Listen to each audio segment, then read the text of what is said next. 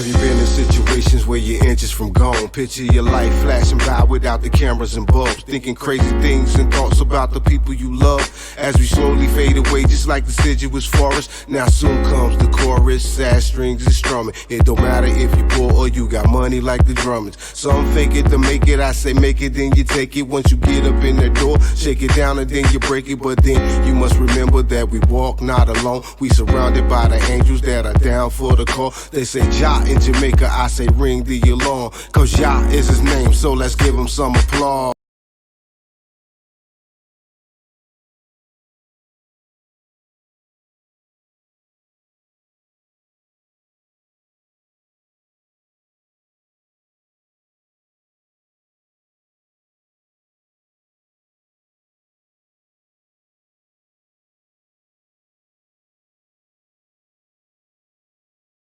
Right, family.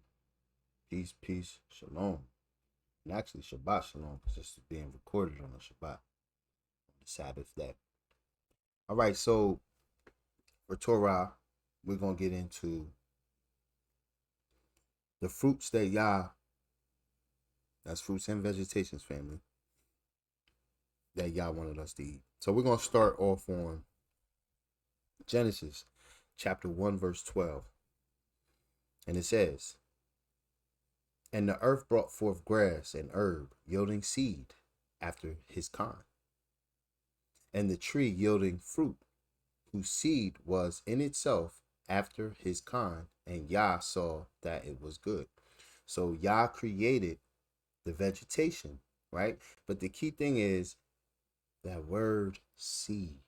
Look how it's broken down. It says, "The earth brought forth grass and herb, yielding seed." So the herbs yield seed after his kind, right? And the tree yielding fruit, whose seed was in itself after his kind. And Yah said it was good. That's good. So let's scroll down to verse 29. Check this out. It says, and this is family. This is after Yah had created everything, right? Even man on the 6th day. So listen to what he says to Adam.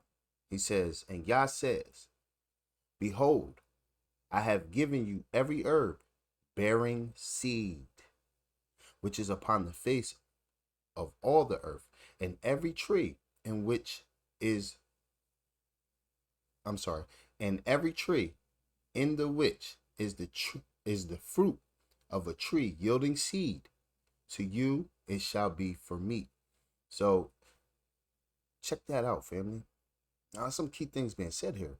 So the first thing is, he says that the fruit, right, bearing seed. And then he even speaks of the tree. He says, in which is the fruit of the tree yielding seed. And he says, it shall be meat for you, meaning food, right? Okay. Flesh, the flesh of a fruit, right? That's why the word meat's there. The flesh of a fruit. It's not like a burger or anything. I'm not saying it's okay to eat meat, but in this particular verse right here, fruit is described as meat. Now, it could just be a KJV thing. I'm not going to go into it and see what the word that should have been there, because that's not important right now. What is important, however, is the fact that Yah told Adam the herbs and the fruit bearing seed is food for you. All right? Okay. Because we're going to show that this is important. This is Yah's creation. Yah created the plants. Yah created the earth. And Yah promised to provide. I got some articles I'm going to read towards the tail end of this. Then we're going to finish up with some scriptures. This shouldn't be long. This should not be long. But clear cut, we can end the lesson right here. Because right here it says it. This is the fruit you can have. Now, there are some people who are vegetarians who will probably read this and be like, see, we only supposed to eat this. No, that's not what this is saying. This is referring to when you're eating fruits and herbs. We'll get to the other dietary laws as they come. But we can eat meat, family. If you choose not to eat meat, that is your prerogative. That is your decision. And to be honest with you, right now in this day and time, if you choose to not eat meat, it will not be counted against you in the kingdom of Yah. I mean, because there's things that are on hold that, you know what I'm saying? Like that we would be normally doing. We're not going to get into that. We'll get to those lessons when we get to them. But I'm just saying, this is referring to those when they're eating fruit and herbs, fruits and vegetables. Yah showing you what you can eat. Now, this is important. You're going to see why this is important. But like I said, we could end it right here because thus says Yah. Yah said this. We shouldn't have to question anymore, right? It should be enough said right here. But we're going to elaborate. We're definitely going to elaborate. So let's keep going. Let's go over to the book of Mark. Book of Mark, chapter 4. We're going to read verses 26 through 29. Now, this is a parable, right? But we're going to read this parable and we're going to get an understanding. Now, the parable, getting an understanding of the parable is another read inside itself. But the fact that the Messiah is speaking like this, the fact that the prophets are speaking of certain things, like we'll see as we keep reading, it's because they know Yah's order of things. But just check it out. Just check it out. Because there's probably some people that listen to this be like, nah, that's not what they're saying. It's a parable. Brother, sister, whoever, we are just simply putting precept. Like I said, we could have ended it right there with those 2 verses in Genesis. Now we're just adding some precepts. So just follow along. Just follow along. So Mark chapter 4, verses 26, right? It says, and he said, so the kingdom of Yah, as if a man should, he says, and he said, so is the kingdom of Yah as if a man should cast his seed into the ground and should sleep. I wonder if I was supposed to, hold on, let me see something. Yeah, that's how it's worded. Just threw me off. All right, I'm going to go ahead and start over again. All right, so Mark, the book of Mark, chapter 4, verse 26. We're going to read the verse 29. It says, and he said, so is the kingdom of Yah, as if a man should cast seed into the ground. Now check this out. And should sleep and rise night and day, and the seed shall spring and grow up. He knoweth not how. Verse 28. For the earth bringeth forth the fruit of herself. First the blade, then the ear, after that the full corn in the ear. And in verse 29, and we're going to touch on this. Verse 29. But when the fruit bringeth forth, immediately he putteth his sickle, because harvest has come. So let's break this down. Now, this is obviously, like I said, this is a parable, but I want to show you something that's very interesting, because it's if you don't see it like this, it's going to change your view how the earth operates. Now, think about it. So he says, the kingdom of Yah, right, is as a man who casts his seed into the ground. Okay, now the fact that what we're going to see in verse, we already read it, but in verse 28, it says, it speaks of the earth in the feminine. All right, so back to verse 26. It says the man casts his seed into the ground. Right?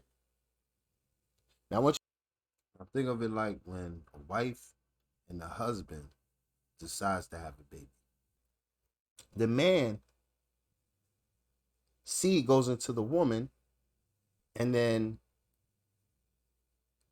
creation starts to begin, right? If the seed takes hold, right? Okay, so the man that we're referring to here is Yah in this parable. Yah put his seed in the ground. Just talking about the children of Israel. It's talking about the servants of Yah, actually. Not just the children of Israel, but those who also will be drafted in. It's talking about all of creation all of mankind who will come to Yah. All right. But what I'm trying to show you is something. The earth is what we would call like the womb of a woman in a way. In a way. Because it says, let me finish read it. Verse 28 says, for the earth bringeth forth fruit of herself. Remember, verse 27 says that the man sleeps day and night and doesn't know how the growth will take place, how it happened.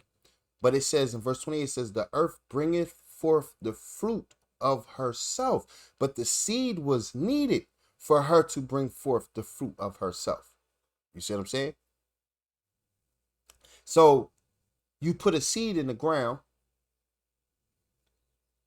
and it's watered and it grows. You don't do anything to make it grow. You water it. The rain waters it, Yah waters it, but it grows, the seed. So if you think of it, the earth is like similar. The fact that it was very interesting because it spoke of the earth in the feminine. It says she brings forth the fruit of herself, just like the womb of a woman. The man puts the seed in a woman. The woman body takes hold of it, and before you know it, 9 months later, you know what I'm saying? So just to give you an understanding of what's taking place here. But this is all according to Yah's creation. This is how Yah set it up. Now, just like if you think about the first man, right? The first man, woman came from the man. Talking about Adam, right? Okay. So when Yah created everything, Yah just created the plants. And those plants bore the seeds that could be planted again. So there was no seed. Yah didn't go to, when he created earth, he didn't come to earth with seeds when it was time to plant the garden and stuff like that and started putting seeds down. No, he created the plant and then the plant brought forth the seed. It's very similar to how Adam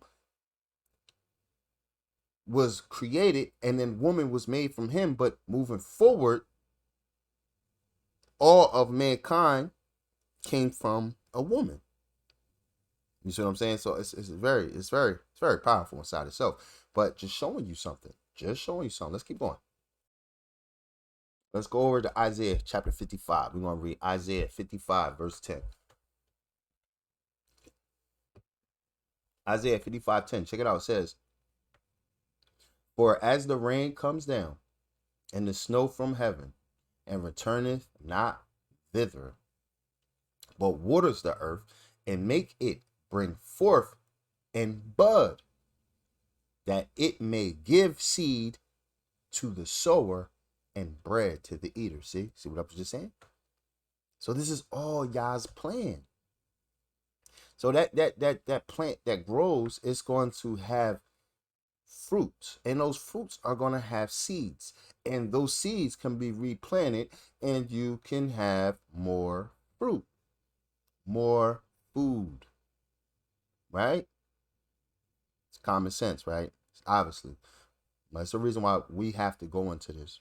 It's a reason, plus the fact that it's Torah, and it's good to understand Yah's Torah. So maybe this might provoke thoughts in people to, really look into some things, research, or people might have not even thought about this at all, and just good knowledge. But trust me, keep listening. All right. Isaiah chapter 61, verse 11. And it says, for as the earth bring forth her bud, and as the garden causes the things that are sown in it to spring forth, so Yah will cause the righteousness and praise to spring forth before all the nations. So you see, Isaiah is doing a comparison. As the earth is doing this, so how Yah will operate with mankind, right? Okay, but the key thing is, like we said, the earth brings forth her bud, and then it says, and the garden causes things that are sown in it to spring forth. Sown will get sown, the seed, right? But it's all Yah's creation. All right? It's all Yah's creation. Now let's get into something. Genesis chapter 9, verse 3. Now check this out. Now this is after Noah. This is after the flood came and Yah destroyed the old world, and Noah and his family will live in the new world. Okay. All right. So Genesis chapter 9, verse 3. Listen to what Yah said to Noah. He says, every moving thing that lives shall be meat for you. Okay. All right. Let me keep reading and I'll explain. Even as the green herb have I given you all things. Okay. Now, every living thing shall be meat for you. So we know that some of us know. When we get to that lesson, But we know that Yah gave us a strict and good dietary law as far as the things that move on the earth, like talking about animals and insects. We can't eat everything, family. Just like we see here, it says in the second stanza of verse 3, it says, even as the green herb have I given you all things, right? Okay, so I'm showing y'all that for a reason, because back here in Genesis chapter 1, verse 29, which we read already, and I'll read it again. It says, and Yah says, behold, I have given you every herb bearing seed, right? And then he says, which is upon the face of the earth, in every tree, which is the fruit of the tree yielding seed, right? So just like how it's not every animal that moves on the earth we can eat, it's the same thing about the fruit and the vegetation. It has to be with seed. Now, people would read Genesis chapter 9, verse 3, and then I have an understanding. So I put that there for a reason. Not everything that grows from the earth is good. What am I talking about, right? Okay, everything is good. Let me say it like that. Everything is good, but not everything is good for food. And then there are some things that grow that isn't good. Okay? Probably got people scratching their head right now. I know, I can imagine. Let's keep going though. Let's go to Genesis chapter 2. Genesis chapter 2. We're going to read verse 16. Check this out. And it says, and Yah commanded the man, saying, of every tree of the garden thou may eat freely, but the tree of the knowledge of good and evil, thou shalt not eat of it. For in the day that thou eatest thereof, the KJV be messing me up some time. For in the day that thou eatest thereof, thou shalt surely die. Okay, so we don't have a tree of knowledge and good and evil before us, right? Like how Adam and Eve or Hawa had, right? We don't have that. But there is a lot of symbolism. See, this was there for a reason. Yeah, to show us how mankind was born into sin in a way. Yes, there's so many ways you can look at this. But for the perspective of what we're talking about, as far as, what we can eat and can't eat, think of this as like symbolism. See, the earth is, just like I was explaining, the earth is like a womb, an incubator, right? You put a seed in it and it grows something. But everything that is put in a womb and grows is not good, right? Everything that goes into, take bestiality, for example. If mankind commits bestiality and creates an abomination, is that good? I don't even know if that's possible. I don't even want to know. Let's look at the angels, for example, in Genesis chapter 6. When the Watchers came and they took human women as wives, their offspring were giants, which became demons. It was not good. So not anything that can be sold into a woman, not anything that can be sold into a woman or a womb, right, can be always good. Not anything. Now, Mankind should stick with mankind, animals should stick with animals, and species stick with species, right? So to speak, right? Okay. So when we think about today in time, is there things that is growing out of the earth that we should not be consuming? I mean, seriously, honestly, ask yourself that question. Y'all create, I mean, it doesn't say it, but I imagine y'all created the tree of good and evil. But it was not meant to be eaten. Now, y'all knew that mankind would eat it. He knew Adam and Eve would eat it. Everything has its purpose and reason, I imagine. But if we think about what they had to go through, are we going through similar things? Are there things out there that we should not be consuming just because it came from the earth? Or did it come from the earth? Or do it always come from the earth? Let's get rid of it. Let's go over to Matthew chapter 13. We're going to read verses 24 to 30. Matthew chapter 13, verse 24 through 30. It says, another parable. Now, of course, this is a parable, family, but like I said, making a point here. It says, another parable put forth unto them, saying, the kingdom of heaven is likened unto a man which sowed good seed in his field. But while the man slept, his enemy came and sowed tares among the wheat, and went his way. But when the blades had sprung up and brought forth fruit, then appeared the tares also. So the servants of the householder came and said unto him, Sir, didst not thou sow good seed in thy field? From whence then have it tares? And he said to them, an enemy have done this. The servant said unto him, Will thou then go and gather them up? But he said, Nay, lest while ye gather up the tares, ye root up also the wheat with them. Let them both grow together until the harvest, and in the time of harvest I will say to the reapers, gather ye together first the tares, and bind them in bundles to burn them, but gather the wheat into my barn. Now, of course, we're talking about, this is the parable of how Yah will separate the wicked from the righteous. But like I said, just adding precept to what we're talking about. So family, if you're growing food, you got a farm, you're growing fruit, vegetations, whatever, and they got tares here, we're gonna say weeds, right?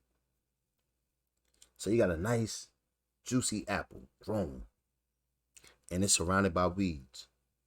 Do you grab the apple and the weeds and eat the weeds and the apple? Or do you just grab the apple? You get what I'm getting at? Everything that comes forth out of the earth is not food. The apple has a seed, right? But those weeds, they're the tares that we're seeing used as an example. You're not eating that. You're like, oh, that's not food, right? Y'all get what I'm saying here. And remember, the things that is coming out of the earth was meant, it's always spoken of as food. There's people sitting here and be like, yeah, okay, so my weed got seeds in it, so I can smoke. They were talking about food, family. We're talking about food. That's for another subject, another conversation. But I'm showing you this for a reason, because you need to know that if you put it in the earth, something will happen. Because it's like an incubator. It's like an incubator. It's like it's like the womb. It's like the womb. The world. People out in the world that don't want to give Yah credit and stuff like that, or they use terms like Mother Earth and stuff like that, right?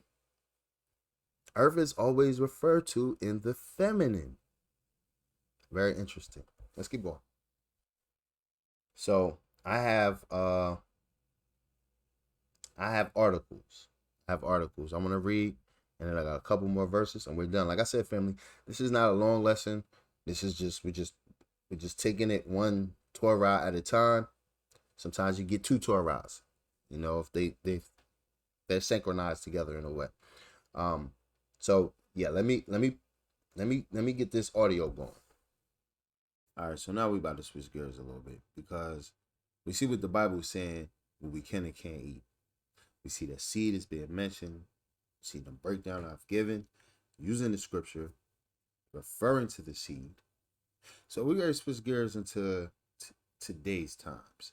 How are we encountering fruit and vegetation without seeds? Stay tuned. Scientific American. How do seedless fruit arise? How are they propagated? Benjamin Burr and Francis Burr, biologists at Brookhaven National Laboratory, offer this explanation. Fruit development normally begins when one or more egg cells in the ovular compartment of the flower are fertilized by sperm nuclei from pollen. In some plants, however, fruit develops without fertilization, a phenomenon known as parthenocarpy. Parthenocarpic fruits has advantages over seeded fruits, longer shelf life, and greater consumer appeal. The most frequent reason for lack of seed development are pollination failure or non-functional eggs or sperm. In many plants, self-incompatibility genes limit successful fertilization to cross-pollination between genetically different male and female parents. This property is exploited by citrus farmers who grow seedless fruits, such as navel oranges and clementines. Because these cultivars are self-incompatible, they fail to set seed when they are planted in orchids of identical plants, clones. These plants have a high frequency of parthenocarpy, however, so they still produce fruit. Such trees do not require seed for propagation. In fact, propagation by seed would be disadvantageous because the progeny would differ from the parent. Instead, nursery men frequently propagate fruit trees asexually, usually by grafting. Another frequent reason for lack of successful fertilization is chromosomal imbalance. For example, the common banana is a triploid. In other words, it has 3 sets of chromosomes instead of having 1 set of chromosomes from each parent. It has 2 sets from one parent and on 1 set from the other parent. Triploids seldom produce eggs or sperm that have a balanced set of chromosomes, and so successful seed set is very rare. Banana, too, are parthenocarpic and produce fruit in the absence of successful fertilization. These bananas are asexually propagated. After the stalk has flowered and borne fruit, it dies. But there are side shoots or suckers at the base of the main stalk which can be removed and replanted to continue the cultivar. Growers also propagate bananas by tissue culture. Seedless watermelons are particularly interesting because they must be propagated by seed, and yet growers can still exploit parthenocarpy. One way to make seedless watermelon is to produce triploid seed. As in the case of banana, triploid watermelon cannot produce functional seed, but they still develop good fruit through the parthenocarpy. Plant breeders produce triploid seed by crossing a normal diploid parent with a tetraploid parent, which itself is made by genetically manipulating diploids to double their chromosome number. In the case of watermelon, this manipulation has to be performed each generation, so it is a somewhat expensive proposition, but still worthwhile. Plant biologists have learned that if the plant hormone auxin is produced early in oval development, parthenocarpic fruit can grow on plants that do not usually exhibit this property. Thus, genetic engineering will most likely give consumer parthenocarpic fruit and many other species in the near future. So we see here they're giving an example on how not example, they're giving us their their position on what they believe how seedless fruit arise and are propagated. Now, like I said, we just read that Yah says the fruit bearing seed, the herbs, the vegetations bearing seed can be food for you. But you see what scientists have started doing. And they've been doing this for a while. They're playing with the food, family. Now, we're going to get into something for the last two verses of scriptures. I guess I'll save it for that. Let's get to the next article. I got one more.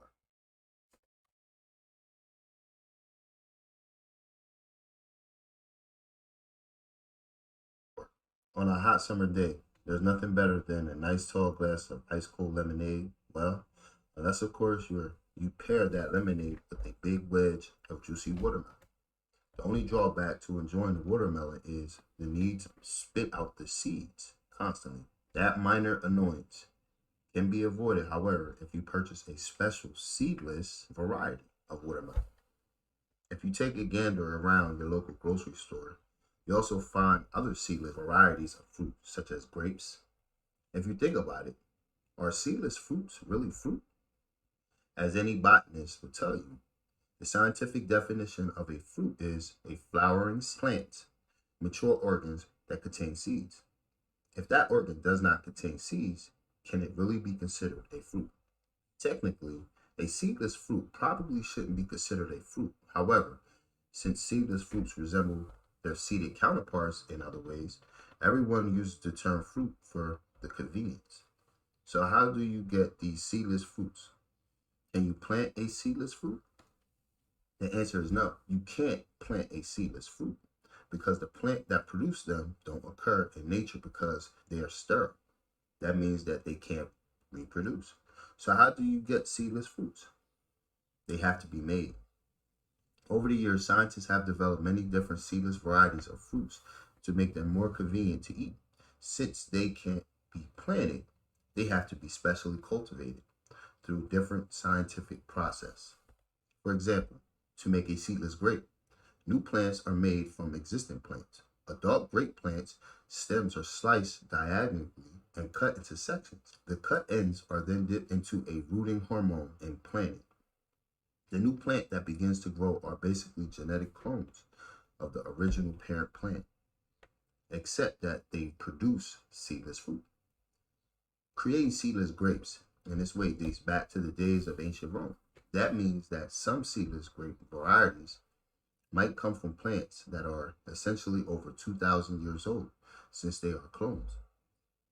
In the case of seedless watermelon, the process of producing seedless fruit is completely different. Normal watermelon plants have two sets of chromosomes. Scientists discovered how a genetically engineered watermelon varieties that have four sets of chromosomes. If the normal watermelon plant are pollinated with pollen from a genetically engineered plant, the resultant plants, called hybrids, have three sets of chromosomes, which make them sterile and able to produce seedless watermelon. On the other method of creating seedless fruit that come back from trees is known as grafting. In the grafting process, a branch from one tree is cut and attached to another fruit tree. This is usually done at a specific time of a year when the sap in the tree is running high. If the graft takes root on the new tree, it will begin to grow using nutrients provided by the parent tree. Grafting allows a single tree to grow many different types of fruit, some of which can be special seedless varieties. Scientists who study genetics are always looking to push the envelope when it comes to new varieties of seedless fruits. As technology advances, don't be surprised to see newer and better varieties of seedless fruits such as tomatoes, cherries, cucumbers, and green peppers. Family, and these are just some of the articles, and I'll just give you all a quick little rundown for the sake of time because I wanted to keep this real short. All right, so they say that the pollen that is taken from the bees jumping from flower to flower, tree to tree, or whatever, and when they go and get the nectar, they are the pollen is falling off of them, and that is like the seed for the plant, and that's how it grows. They've learned how to create seedless vegetation by eliminating the pollen. How do you eliminate the pollen? Because it blows in the air, right? Or it's with the insects. Well, they put it into like a greenhouse, right? And they close it off. No pollen can get into it and stuff like that. That's one way they do it. We've seen that what they was talking about the banana, the stalk. If it lays a certain way, that it could produce uh seedless fruit. You know what I mean? So there's ways they have thousands of years of figuring this stuff out. There's ways that they have taken to get this going forward. And I can't help but to think that Satan, who wants us to break all Yah's laws, isn't behind this. Oh, yes, it is, man. Because you can go get those seedless fruits, like halos. You know, give them to your kids. Yeah, you ain't got to worry about the seeds. And this is the most common one I see. It's the seedless. Like, I don't think I've ever seen a seedless watermelon before, but this one is a big one. The halos, and they're small. They're like tangerine size, and I mean, I remember I remember I used to tear them up. I used to tear them up. That's when you're thirsty and it's nothing else to drink. And eat a couple of those, it'll hold you over for a little bit. How are they grown though? They have no seeds. Seeds connect the fruit with the earth.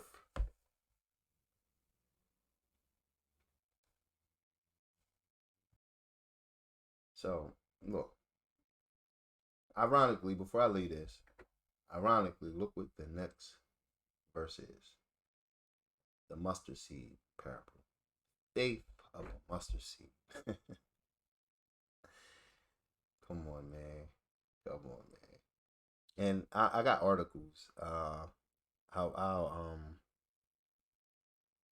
encourage y'all to read up on it. Definitely read up on it, because there is actually some seeds that for the sake of time, I don't got them on here, but are actually some seeds that are, if they're consumed, are actually good for you. And then there are some seeds that if you consume too many of them, they could be bad for you. Like, but you have to eat so much of it in a small space of time, which is probably impossible unless you just got them all on your plate and you just consume just the seeds. You know what I mean? But I encourage you to do your research on that, because some of the seeds, if consumed, help with cholesterol, help with the digestive system. Like, I mean, it's they have good properties. You think about it. You fruit is good in vitamins and stuff like that, right? It's got good nutrients in it.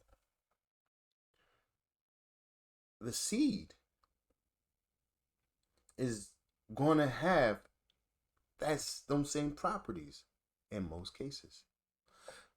I say most cases because I'm not a seedologist. I just know what the word, what thus says Yah, if it's got seed, it grows from the earth, it can be food. You know what I'm saying?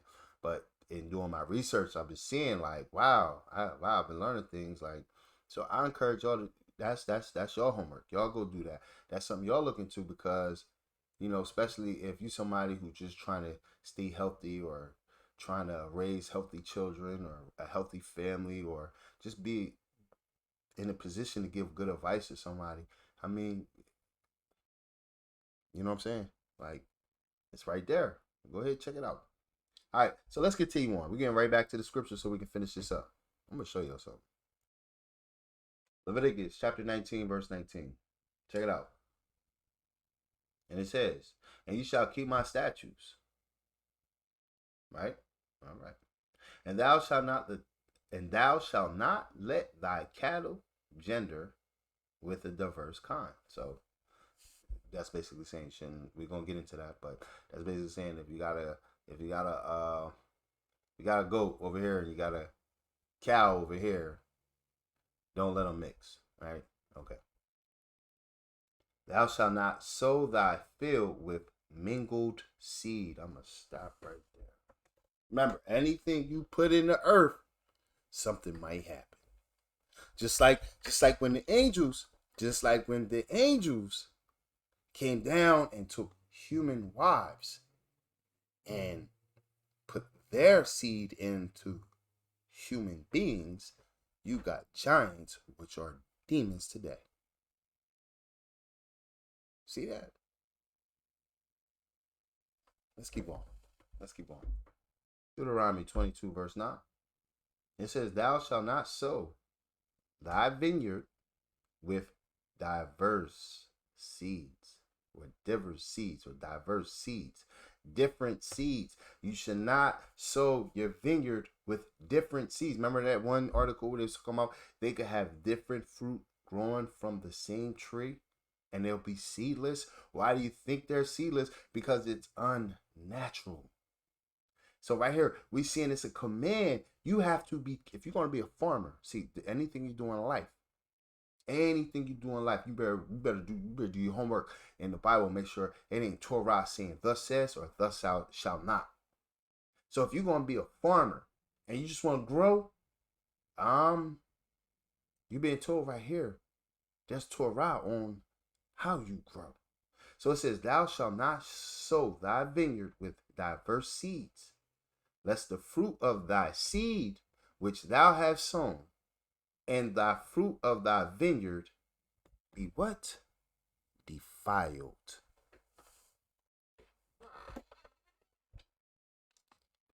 Seedless watermelon, family.